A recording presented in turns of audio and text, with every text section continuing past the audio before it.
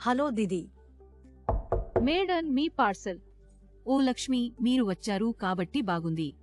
ఓ, నేను ఈ పార్సల్ కోసం చాలా కాలంగా ఎదురుచూస్తున్నాను. ధన్యవాదాలు.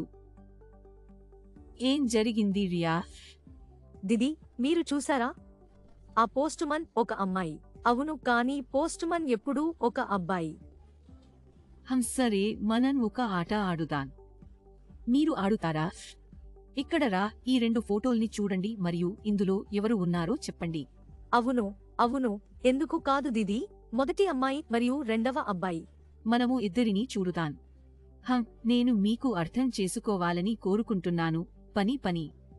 పని చేయాలనుకునే ఎవరూ ఆ పని చేయవచ్చు. అది అబ్బాయా లేదా అమ్మాయా? అలాగే మీరు ఎంచుకోవాలనుకునే కెరీర్ లేదా మీరు చదవాలనుకునే ఏదైనా, మీరు దాన్ని సాధించవచ్చు. మరియు మీరు అమ్మాయి కావడం మధ్యలో రాకూడదు. కానీ దిది, నాకు చేయాల్సిన చాలా పని ఉంది. నేను చేయాలనుకోవడం లేదు, మరియు నేను చేయాలనుకునే ఏదైనా నాకు చేయడానికి అనుమతి లేదు. ఎందుకంటే నేను ఒక అమ్మాయి. అమ్మాయిలు మరియు అబ్బాయిలు వేరే వేరే అని నాకు చెప్పబడింది. ఇది ఎందుకు జరుగుతుంది? ఇది కేవలం సమాజం యొక్క ఆలోచన. ఇప్పుడు మీరు నాకు చెప్పండి, ఒక అబ్బాయి ఎవరి ఇంట్లో జన్మిస్తే మీరు అతనికి ఏం బహుమతి ఇస్తారు? మరియు అది ఒక అమ్మాయి అయితే మీరు ఆమెకు ఏనిస్తారు? అబ్బాయికి ఒక కారు మరియు అమ్మాయికి ఒక బొమ్మ. ఎవరూ చెప్పలేదు ఇది అబ్బాయైతే అతను ఇది పొందుతాడు మరియు ఇది అమ్మాయైతే ఆమె ఈ బహుమతి పొందుతుంది. ఎవరూ చెప్పలేదు. నేను అందరినీ ఇది చేస్తూ మరియు వినుస్తూ చూశాను. ఖచ్చితంగా మీరు ఇది చూస్తూ పెరిగారు. అందువల్ల మీరు అందరూ చేసే పనులు చేస్తారు. అలాగే సమాజంలో కొన్ని విషయాలు జరుగుతున్నాయి, కానీ అవి ఇలా కొనసాగడం అవసరం లేదు. కాలం మారుతోంది. వారు ఏమి కావాలనుకుంటే చేయవచ్చు. అది అబ్బాయా లేదా అమ్మాయా? సత్యం ఏమిటంటే అమ్మాయిలు మరియు అబ్బాయిలు ఏ పని చేయవచ్చు, మరియు ఇది వారి లింగం లేదా జెండర్పై ఆధారపడి ఉండదు. నిజంగా? కానీ దిది, లింగం మరియు జెండర్ ఒకేలా ఉంటాయి కదా? లేదు రియా. అమ్మాయిలకు శీలవంతులు, భయపడాలి, ఇంటి పనులు చేయాలి మరియు తమ స్వరం పెంచకూడదు అని చెప్పబడింది.